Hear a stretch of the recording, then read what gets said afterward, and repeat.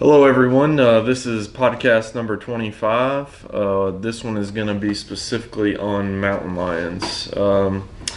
David brought it to my attention. Was it been like 2 months ago? Yeah, it was a while ago. Sorry. I don't Rub it remember how in. long either. But it's been a couple months ago, and he started talking to me about mountain lion sightings in Tennessee, and kind of essentially the fact that Fish and Wildlife, and I guess the whatever governing body was kind of essentially saying that everybody was kind of crazy, or it was their imagination that they were having these sightings, or that the trail cam pictures and stuff was not real. Does that kind of encapsulate what our conversation went about? Well, it started out with the animal attacks out in western Kentucky, and the sheriff's department in that particular county posted about it on Facebook, and because they didn't agree with the outcome that the Fish and Wildlife people said. I think they said that there wasn't anything there. So or it wasn't a wild animal that attacked. And that was like Glasgow County. I don't remember if it was Glasgow County or which county it was out Okay. there, but somewhere in that area. So you kind of came onto it about something that happened in Kentucky first. I thought that it was like in the west central part of Tennessee, because you showed me that map and it was like all the sightings in Tennessee. Yeah. So that kind of Kentucky first spurred into Tennessee. Yeah, because it's kind of a strange story, or was a strange story, because the residents there and stuff are posting, because, I mean, they see one thing, then the Fish and Wildlife come in, but, I mean, and that's kind of what kind of made me think about it. They said, of course, there hasn't been a population here since probably the Civil War, and they've been in the eastern area since It's been a long almost time. 100 years. Right. Yeah, so- they're pretty much what is it, extirpated? Is that the correct term? Yeah, They're yeah. exterminated essentially from here. this area. Yeah, like the bears and the elk were for a long time. I heard that Kentucky actually has a population of 10,000 plus elk now, which is fantastic. I would say that a lot of the cow farmers in the area probably wouldn't want to have mountain lions or bears back in the area, but I mean, I think eventually, just because of urban sprawl, it's probably going to happen, don't you think? Yeah. I mean, I think they'll be pushed out of other areas and come back into this one. Plus, our state's kind of building up public lands that we're talking about. We're pretty good with that. Wildlife department's done Yeah, great. and there's already bears again in eastern So Kentucky. we got like a lot of area that they could reintroduce stuff Right. like that. There's no, not a lot of people. Don't you think it'll probably happen naturally though? I don't think that any governing body could get away just because of all the politics with the agriculture industry. I don't think that any governing body could get away with reintroducing. Yeah, because I say it's nature itself. Nature always wins. They're Yeah. going to get more construction out west, more construction where they're at now. Wildfire stuff, and push them out to better places to live, more ideal. I'm kind of surprised that it hasn't happened already. Yeah. I know that they said the next 25 years there will probably be a breeding population in Minnesota and Wisconsin, but with all of the wildlife that we have here, and with the better soil and really the better, I would think it's a better climate because a lot of their area now is more arid, higher elevation desert area, not a lot of rain, probably not a lot of game. I mean, here you would have rabbits, squirrels, house pets, deer, turkeys, all kinds of stuff. So I'm kind of surprised it hasn't happened more than what we know of so far. So Yeah, and too, it could be. Well, we'll get into that part later about why. But I mean, okay. yeah, go ahead. Yeah, we'll save the Yeah. we'll save the conspiracy for the end. But actually, the second note that I had was about the Glasgow, Kentucky incidents. So they're having some, I guess, farm animal issues where certain ones were being attacked or killed, and the farmers were saying it was mountain lions. And then I guess Fish and Wildlife said, no, you guys are imagining things again. And now it was like a month or two passed by, and now they're saying that there's kind of growing evidence that it actually is a mountain lion. Is that kind of what you gathered from that situation? Yeah, I kind of got that. That's kind of what I figured. That's why we were talking about it. I looked up the Tennessee map of where the sightings were there. Yeah. And it was not terribly too far away from, where the Kentucky areas were. Well, with the evidence that we have that lions or cats, big cats in general, they have such a wide array of, I guess, land that they can cover. I mean, they cover vast amounts of land whenever they're actually, it's more adolescent males looking for a mate. There are certain instances that they've had of female mountain lions traveling from like Canada down into Montana, I believe.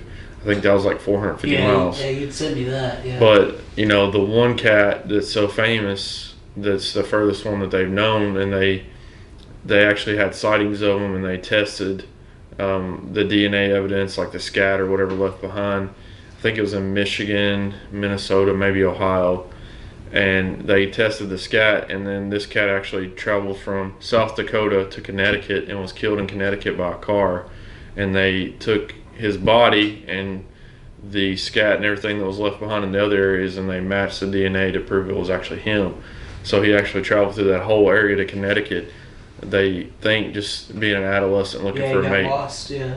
I mean, I don't think that they're lost. I think that they just go looking for a breeding population. They get pushed out probably by a bigger, more dominant male, or there's just not a female in the area that's of breeding age, whatever it may be. So he leaves the area, and they just continue just to walk and walk and walk until, they reach an area that they can find a mate. Or I guess if they give up on finding a mate, then it's a suitable area that has game animals and stuff like that. So, there's obviously evidence of it in the past.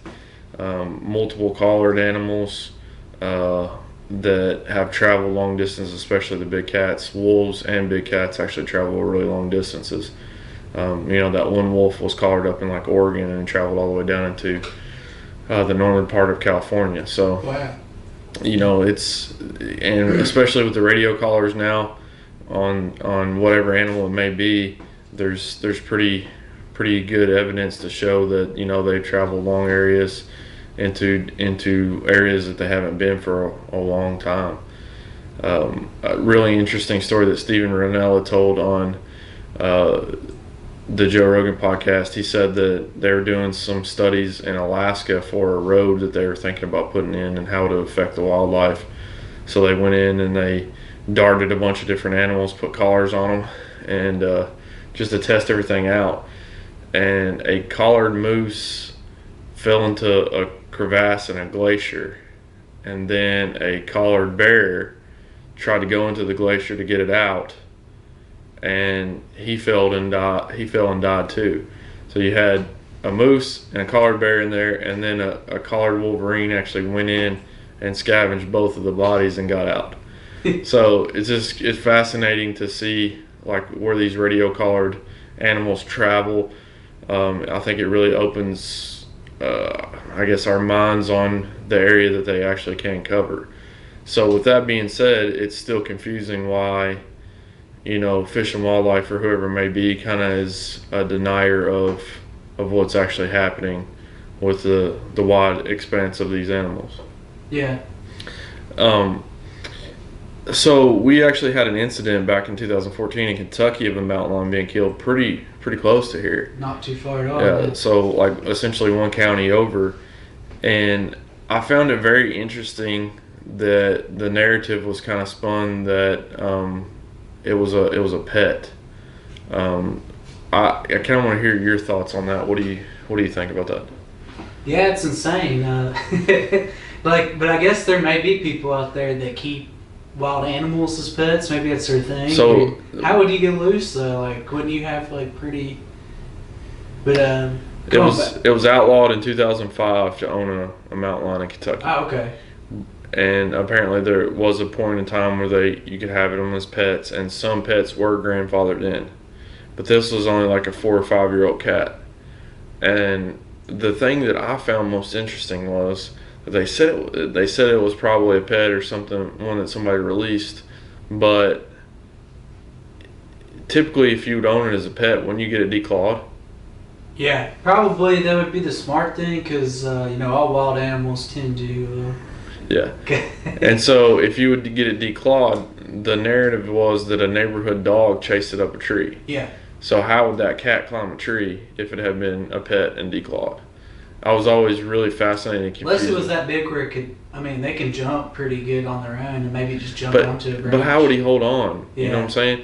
I don't think that there was any way for him to get traction.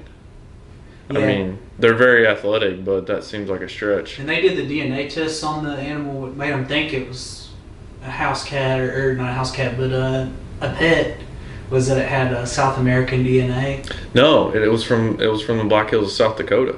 Really? Because the wildlife website said it was it had DNA from a South American breed. Did you just read that? Yeah, Because on their website. WKYT said that it was Yeah. from the Black Hills of South Dakota. So that's another discrepancy between the. So, and what I found the most interesting was the cat that we just talked about that traveled from South Dakota to Yeah. Connecticut. It was from the same area. So it could be a trend that they're traveling out of that area because they don't have, whatever it may be, or proper game, industrialization or anything. Yeah. whatever. I'm sure that area, probably the most part of that area is probably protected, but, or at least, some type of public land. But it's just strange to me that they're both from the same area. And I'll actually look that up right now. See if you can find your article. But that was what WKYT had two different reports on it, and the second one, the latest one, was the one that I read, that it had came from the Black Hills.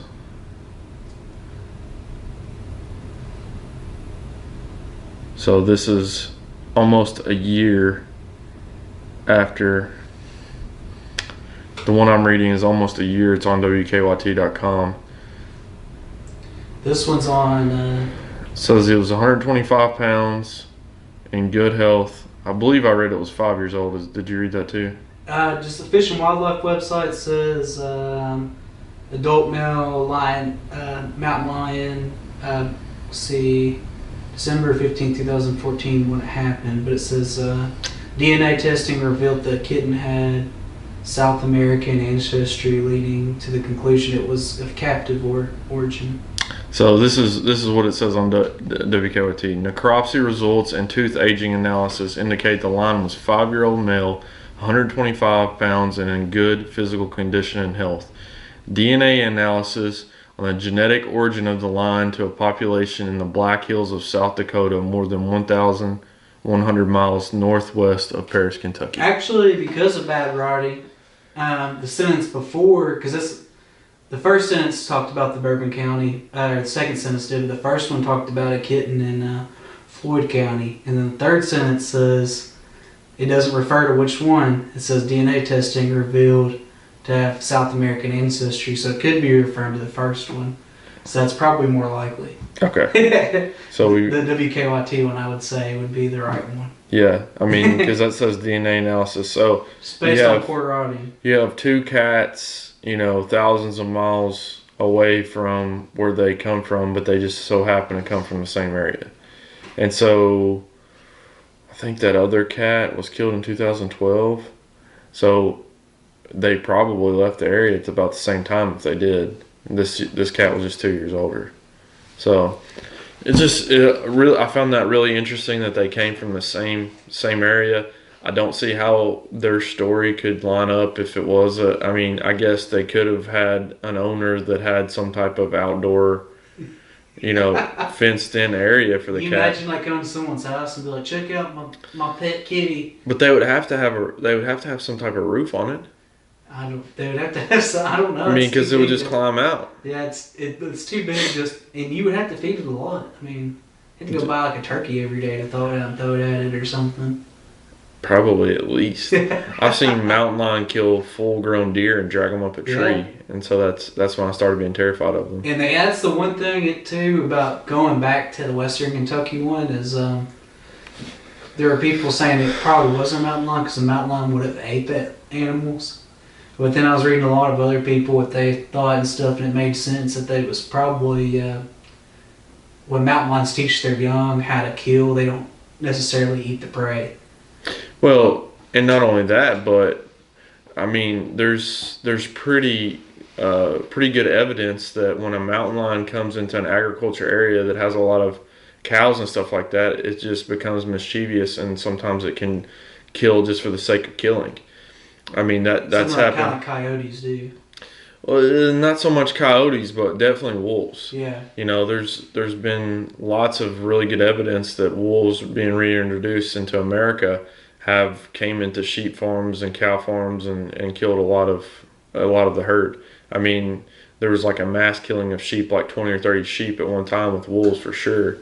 And you know, I think that mountain lions tend to do the same thing. Probably not the same level of wolves, because wolves are, you know, they're pack animals. They can obviously do a lot more They're damage. not like a big stealth animal too. Yeah. Like, So, and one of the things that I found interesting about kind of saying that there's no way that that cat could have come from anywhere and come into Paris was that they said that you know, it would probably start with white-tailed deer, but eventually move to livestock, and they said it would probably start with calves, which I don't know what they would have to base on that, you know. So yeah, maybe it started with white-tailed deer, but a cow's a lot easier prey, you know. And if an animal's truly hungry, he's not going to be like, well, let me stalk this white-tailed deer that is, you know, lives to get away and evade from predators, human and animal, versus a cow that's probably going to be stagnant, sitting in a field eating hay. I mean, it's a much easier target. I kind of wonder too if there's always just been a small population where they're just like so stealthy, like they can stay in trees. So that's like the Bigfoot method. Yeah. Like, because you've probably heard old people too say this. So like, if you hear this certain noise, it's a mountain lion and stuff like that. Like when you're in the woods, have you ever heard an older person tell you that, like here and stuff? And I've never heard an older mountain person lions. tell me that. I've never heard anything in the woods that sounded like a No, mountain I lion. haven't either. But I'm just saying I've heard. I did hear bobcats fighting one time, and I actually thought it was raccoons. So interesting enough. And when I got there, it was actually, you know, the bobcats that were fighting. But never heard anything that remotely sounded like a mountain lion, and I'm not sure how much they actually make noise. You know, in a lot of the western states, farmers, you know, or hire people to come in, and if a lion starts to take out, you know, large percentage of their, you know, herd or whatever with cows, sheep, whatever it may be, then they'll actually hire people to track that lion and kill it. Like that And Wind there's- River movie, but he wasn't mountain lion. He was after. It was like wolves, wasn't it? I don't remember. I don't know, but that was an awesome movie. Yeah, Um, because he worked for the wildlife department. Yeah. There. He just went out and yeah, he's like a just- assassin. Yeah, killing animals. But you have them being hired in, and they most of the time have to use dogs because mountain lions are so evasive. So I'm not even sure how much you would see, Yeah, hear anything from a mountain lion. something like that in a tree you would never see. But it's interesting that you say that a lot of the older population or whatever may talk about cats, because it seems to be, and at one point in time, like 2000, I don't know, between 2010, 2012, something like that, maybe earlier than that, there was a big rash of sightings in our area. Do you remember that? Do you remember people talking about it? Yeah, And, you know, it was like farmers and stuff like that that were having, one particular farmer had several goats that were killed. And they were killed by their neck. And that's typically how a cat takes out its prey. It grabs it by its throat. A lot of times, like a lion or something will grab something by its throat, and actually it chokes it to death more so than anything else. So that's kind of, the farmer was having those issues, and then this kind of big rash of sightings happened, and it wasn't by irrational people that wanted just to come up. yeah. It was by like just, you know, good old boy farmers that were saying that they were seeing cats when they were mowing or working a field or whatever it may be. And so, and I even know one hunter that swears that he saw one in a turkey blind in the spring. So I mean, they're pretty reliable sources, and yet you have the Fish and Wildlife that acts like, you know, everyone's crazy. And I saw a picture of one off a trail cam that was down near the Lake Cumberland area. There was a gentleman that I know that has a cabin down there, and he has trail cams set up around his property just to see if people are messing around while he's gone and actually caught one, and I saw the picture. It looked dark, like he said it's a black cat. It looked dark, but it was a black and white photo, at night. Yeah. So I'm not sure if that was just the shadows or whatever, but it did look like a dark cat. But they do look kind of like, without being there in person, like on a trail cam, like I was looking at pictures of between them and bobcats, and like at first glance you would, like, it's hard to tell a difference really, if you can't see like their back end and stuff, obviously. Maybe if they were head on. Yeah. Yeah, but I mean, there's such a big size discrepancy. You're talking about, a 20 to 40 pound bobcat versus a 50 to 100 pound, mountain lion. So that's a pretty big difference, and obviously you have the long tail as well. So I mean, there's some pretty big differences. Interestingly enough, I was talking to a guy when I was at work. He hunts. He lives in like the Mount Sterling area. He hunts in the Winchester area, and he hunts down on the river, actually near the boat dock down at Red River. Okay. So, sorry if I exposed information I wasn't supposed to there, but I just want to be clear. And he showed me a picture of what appeared to be some type of hybrid cat. It had the body of a bobcat, but it had a really long tail. Almost like a mixture of house cat and bobcat or something crazy. It wasn't a big cat. It was probably like, 15, 20 pounds. But it was the strangest thing I've ever seen. And we know for a fact that wolves will breed with coyotes because you got the cow wolves and all that stuff now. And so I wonder if there's a possibility of intermingling with cats as well. I don't know about bobcat to mountain lion or house cat to bobcat. One of the pictures that I shared on Double Axis Hunting, my hunting site, is actually a house cat, a large house cat coming up to my trail camera, and right behind that large house cat is actually a bobcat. So were they mating partners? I don't know. I don't know what their season is. I don't know. I know that coyotes are kind of like February, March, and this was in January. So I found that interesting that I don't know if it was following it for prey or following it for mating, but stuff like that really interests me. But there have been everything that I read was like, there's no evidence, trail cam pictures, etc. But every time you bring a trail cam picture of it, they spin it like it's fake or that you're crazy. So why would anybody want to come forth with this evidence if there's always this giant wall saying, there's no mountain lions here? Yeah. But then again, I guess that they're a scientific backdrop, and unless they see it, and that's. But from the website, what I read, the reason why they look at things like finding, carcasses on the road. Yeah. Florida has a small panther population. Yes, very small. They track. Mm-hmm. But panthers are a lot different than mountain lions. They find there 20, was 30 dead every year, something like that. There was one hit on the road in Kentucky in 1999. Yeah, Ford County. That's the one I was talking about. Yeah. I think that's the one that's from South America. I'm not sure. That was a small cat. It wasn't a kitten, but it was a small cat. Yeah, I'm going to send an email to them and tell them that they need to clarify which one is which. Yeah, it's for sure. Yeah. I think you're probably right. I think the one was probably from South America, which would probably. Yeah, that would make sense. Yeah, and then the other one, I think it wasn't a pet. I think it probably just traveled down here, and they don't want to admit it to anybody because they're afraid it might cause hysteria or whatever it may be. But it kind of did on the other way, because people were upset that it was killed. Which, I mean, I guess you kind of have to. You can't really. They don't really have equipment to put a mountain lion to sleep at the local place. I don't know. I don't know how that works. I know that if I walked outside and I saw a mountain lion, there's no, because it's not an animal that's here, it's kind of an invasive species, there's really no protective laws against it. So if you read the hunting manual, it says, any type of invasive species, there's no season for them.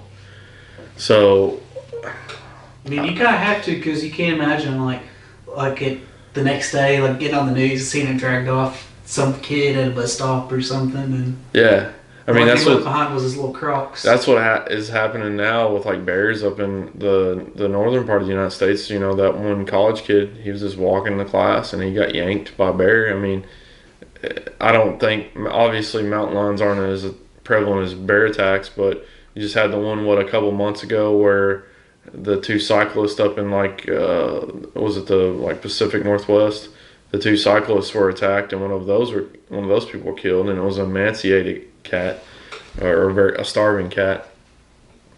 And Yeah, there's a lot of forest fires out west. I mean, I'm sure that has a lot to do with the moving too. yeah, I don't know that it would ever come to attacks here in Kentucky because there's so much game. You know, it's just so easy for them to get. Can you imagine a cat coming in here and like, you know, it seems like the bobcat population is on a giant uptick. I saw 3 at one time, season before last, and I see a bunch of trail cam pictures of large bobcats now. So it seems like the bobcat population is on the uptick. Meanwhile, the deer. That's what the wildlife people say, that there's the uptick in the mountain lion sightings is because Of bobcats. yeah, like how just seeing them from, because you never really get a good look on a bobcat, obviously, and I got a great look. Yeah, The night that I heard I thought it was raccoons, yeah, and I was actually out hunting raccoons because the areas that I have corn, they just become so overpopulated that I have to deal with them because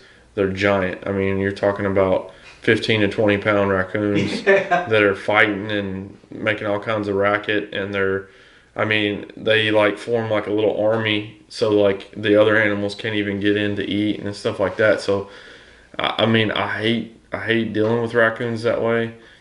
I think they're a really cool animal, but it's like everything else. Once you get to a certain population, especially on a farm as small as ours, you have to kind of control it. So I control the population.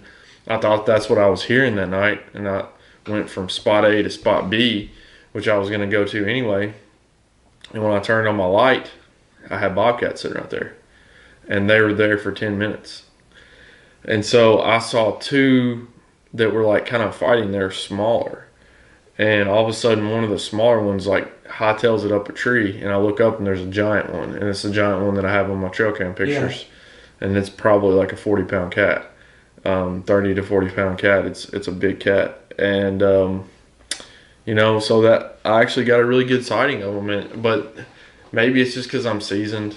I think that they say that a lot of the Bigfoot sightings out in the West are actually bears that are standing up on their hind legs in the forest and stuff like that. And it's people. Yeah, because if I saw a bear, I'd freak. Like if I just saw anything large standing up like right. that, I wouldn't stick around and try to figure out what it was. But most people. But you've been out in the woods a little bit more than other people, and you probably want to see what it was. Or like when I'm out in the woods, I always have a pair of binoculars with me. So I always put binoculars on anything that looks weird to me. And you can have false sightings, or you can see something else. Like the last coyote that I shot that was actually coming in to chase the turkeys, I thought it was a bobcat. The sun was behind me. It was shining on its face. I just saw the profile looking dead on me. Yeah. I was like, that's a bobcat. And then it turned, and I was like, oh, that's a coyote.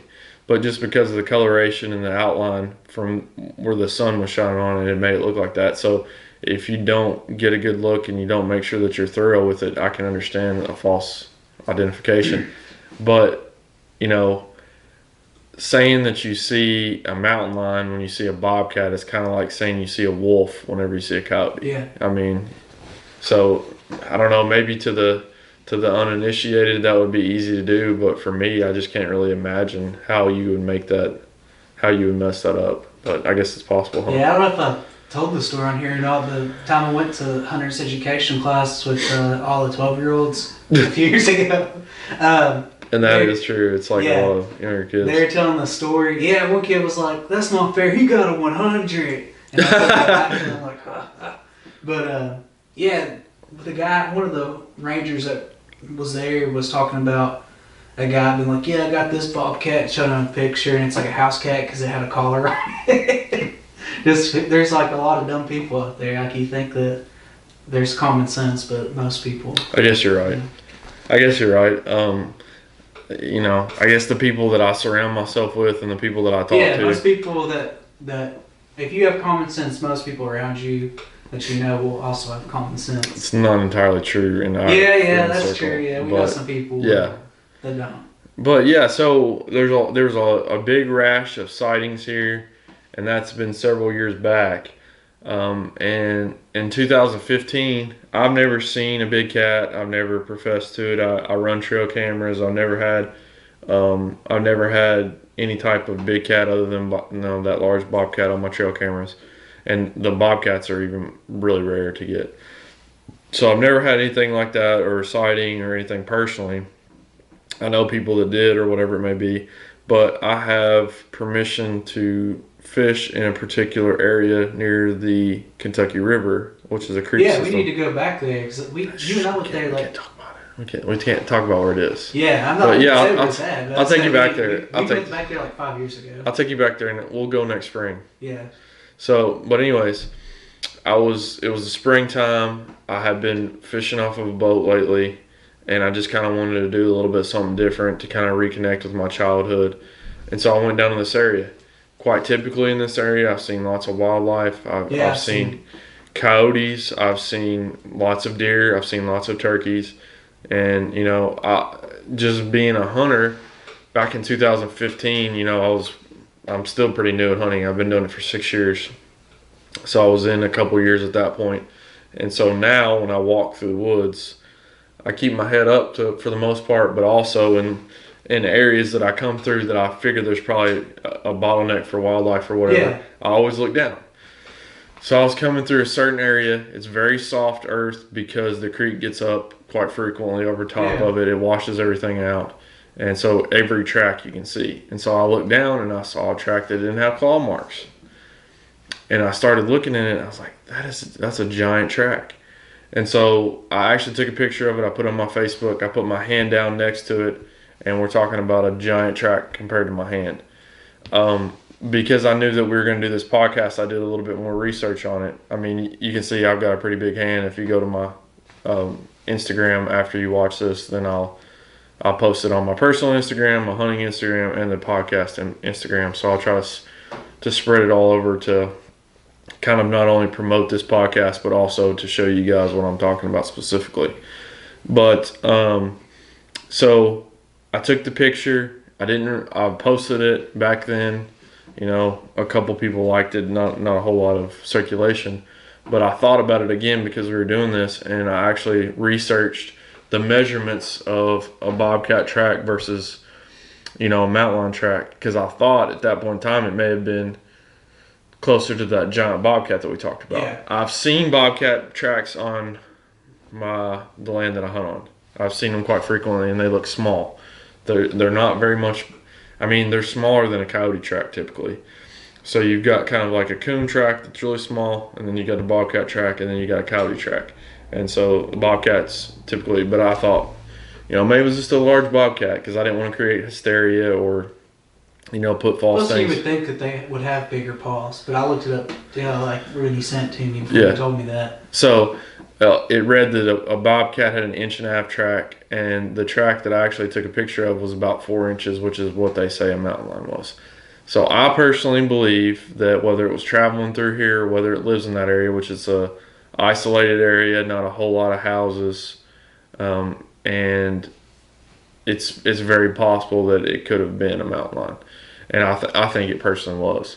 I wish that I would have, if I had known that we were going to do this and that there would be so many, because I didn't know back then that there were so many doubters to the kind of mountain lion theories. I thought that there would be more people accepting of it because they lived here for, thousands of years before us. So it would make perfect sense to me because of urban sprawl that they would come back into areas like this and go to areas that are isolated, like down by the river. And so I wish I'd done a little bit more walking around and gotten more pictures. But I mean, from where I took the picture, you could literally see the tracks of where the animal was going. So, I mean, to me, it made perfect sense that it was probably going that way, and whatever, I could have took pictures all day long of it. Yeah. But, I didn't know that it was going to be such a big deal and people would doubt you so much. But I personally believe that was of a mountain lion. I think if you go and you look at the picture, then you will too. It's from 2015, so 3 years ago. So obviously in 2015, I didn't know that we'd be doing a podcast on it to hype it. It was just something that I thought was really interesting and cool at that point in time. And now that we're doing this, and there's so much more evidence for it than what there was in 2015, I think it's pretty evident that there is a possibility that cats could be in our own backyard, and they could be literally denying it to us and telling us that they're not here because they don't want to create hysteria. They don't want people going out, searching for mountain lions to kill, like they do for Bigfoot or whatever it may be. Yeah. So, I mean, I think that there's several reasons that they would do that, and probably, in all honesty, if mountain lions came back in here, they developed a breeding population, then that would just be another tag that they can sell for hunting license and stuff. So, I mean, I can understand why they would want to cover it up, but at the same time, I feel like responsible hunters like myself, or agriculture owners or whatever it may be, have a right to know the truth, and I don't know that we'll get the truth. Well, I don't know. Maybe that there's some kind of definition, and that's what they're going by. Like it has to be a certain known population before they can confirm it. But they pretty much just outright Yeah. deny everything, Yeah, and they act exactly. like that you're crazy for believing that it's possible. So that nothing's been here since the Civil War. Yeah, I Stuff mean, like that, yeah. they just shoot it down, and I guarantee you that's like a public thing. Like probably in private, they talk about it all the time. And I would say that since I know of at least one trail cam pictures, it's 100% identify. And I'll actually message the guy. I don't know if he'll actually send it to me, because I don't think that that a lot of people want that information out. Yeah, we need to make our own documentary. Remember that? What's his name? Jesse Ventura, the Conspiracy Files show, and Or there's like the poor secretary lady. Or like screaming Joe at Rogan questions everything. Yeah. Or he like goes through. But if anybody has any trail cam pictures, if anybody has any track pictures, please share those with me. You can direct message Double Axis Podcast on Instagram, and I will actually share those as well. Or you can just put them in the comment section. Can you share pictures in the comment section? I don't think so. Okay. You can on Facebook. Okay, yeah. So send them to me, and I'll repost them, and I'll give you credit for it. If you do share that with me, please make them real. Don't make me look. I was already thinking about. Don't make me look like an idiot and have like plaster recreated tracks, or trail cam pictures that you've Googled, whatever it may be. I was gonna send you a picture of Black Panther when he's like up on the tree, like looking down. So I mean, I think there is a cover up though. I think that they try to hide the facts from us. Why? I'm not sure, but I think that for me personally, I'm not sure that there's a population that stays here, but I do believe that there's transient cats that move through this area. That's probably the most that seems like what it would be, is that there's cats that pass through here. But like I kind of go with the thing about from their website, what they say is like in Florida there's only 200 panthers there, and they have that population tracked like almost fairly well, and they pull like 20 or 30 dead bodies off the road every year. I think that's kind of what, I don't know. But aren't they really like in a small area? Yeah, like it's like in a certain part of the Everglades. Yeah, like southwestern Florida. So obviously, if you have them across a much more widespread area, especially out in some of our rural areas, I would think that as smart as they are, they could be able to avoid the roads. I mean, I could be wrong, but I mean, I think that if it does get to a big breeding population, obviously there will be hits. But I mean, you look at the small numbers of, the coyotes are here in the thousands, and you look at the small numbers of coyotes that you see down the road, deer are here in the thousands. You look at the small number of deer that you see on the road. So it's not a whole lot of animals that actually got hit. Even during the rut, I used to drive quite frequently from Winchester up to Ashland, which is, an hour and a half trip or so. And I would see maybe 4 or 5 deer total. It's like the most boring drive. Not when you're a hunter. Especially not when you're a hunter and it's rifle season and you're dreaming of driving off the road in the 2-lane 64. Yeah, exactly. So, but I do think that there are transient cats that travel through here. I think that they would have to be essentially non-scientific if they didn't at least admit to that. And so I don't know that there's a population that stays here, like I said, but from the collared cats, even though the one cat may like the female cat that was collared, she traveled 450 miles. Well, in that 450 miles, she obviously ventured out. It wasn't like a straight line. Yeah. And so you could have a cat that's here for a long time. I mean, it took the one from Connecticut, the one that went from South Dakota to Connecticut, like going on 3 years. Like he was, an adolescent when he left. So I don't even think he was a year old when he left. And then he was killed like 2 years and some change later. Who knows how many of those cats too have been hit by cars and then like made their way off the road and no one ever found their bodies too and things like that. That's true too. I think that in this area though, if a cat was hit by a car, there would be like every news station on there. Yeah. I hit him. I swear to God, I did. But I think that probably as time goes on, the sightings will become more prevalent. The evidence will become, mass a little bit more, and then they'll eventually have to admit that they do travel through this area, if nothing else. Yeah.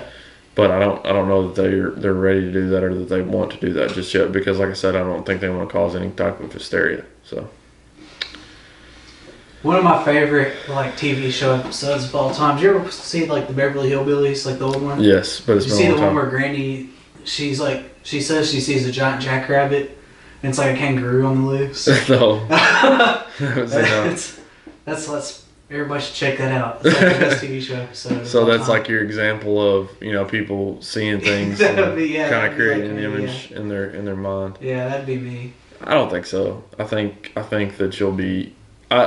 The more that you sit out there, the more you take everything with a grain of salt, because you see. I mean, there's a magic hour of hunting where a bush turns into a giant buck. I mean, so the more that you sit out there, the more observant you become.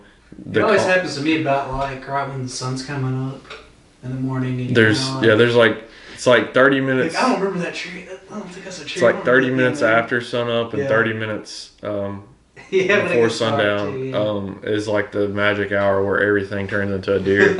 And then when you actually see a deer, you have to wait 30 seconds to just negotiate with your mind that it's actually a deer. So. Yeah. But so I've seen quite a few bobcats. I've seen 3 different occasions in 6 years. So that's a pretty good track record. I know a lot of people that have never seen one in the wild. So 3 different bobcats in 3 years. So I think that I would not be surprised if one day I was sitting in my blind and I would look down at a mountain lion, walk past. I kicked myself so hard for this, but the particular, I want to say that there was an instance where I saw a black cat, and it was a black house cat in the wild. Yeah. And I was just walking along the bank, and I wanted to make a spoof video so bad where I zoomed in on it, and I was and shaking. I finally found the black cat. Is this on the Kentucky River? No, this was on our farm that I hunt. Oh, okay. It was just on the creek bank, walking down, just hunting, and just a house cat or barn cat or whatever. And so I really wish that I had done it. I actually got a trail cam picture of it, so I'll eventually post that and tell everybody that I saw the black cat mystery. I was out kayaking in the middle of nowhere on the Kentucky River, and I just looked up, and there was the fattest black cat. Everybody's sitting there staring at me. Like a house cat? Yeah, like a house cat. and you went back and told everybody, I just saw a black cat. I saw the Black Panther. Yeah, so. Well, do you have anything else to add, my friend? Not to this. No. Okay, yeah, we'll do another episode with some sports and stuff like that, but we'll keep this one to our crazy mountain lion theories and probably. Hopefully, by the time this uploads, Kentucky beat Georgia and Kentucky's in the top 5 in college football. So then we'll definitely have something we have to shoot and talk about. I'll sit behind the camera for that one and let you talk. But yeah, so I'm gonna post this on the podcast page, but I'll also post links on the hunting page and my personal page as well to kind of spread the wealth a little bit, because I think that there'll be people interested kind of from all aspects on this one. And we'll just try to, hopefully people will submit some stuff and some trail cam pictures maybe where we can get a little bit more evidence than just my picture, and maybe we'll get a nasty letter from the Department of Kentucky Fish and Wildlife or something. Well, I just want people to give their opinion either way, because that'd be cool. Yes, yeah, absolutely. We could Comment, do like comment, we could message. do part 2 of this and read comments and conspiracy theories that you guys That'd be have. fun. That would be really fun if we did Yeah. a part 2 of this and shared the pictures and stuff like that. That's a really good idea. So we will release it on our Double Axis Podcast YouTube page. Links on the Double Axis Podcast Facebook and Instagram pages, and then my personal Facebook and Instagram and Double Axis Hunting personal and or Facebook and Instagram pages. So appreciate everybody tuning in. We'll get this out on the air and hopefully get some great feedback. And until then, we'll talk to you next time.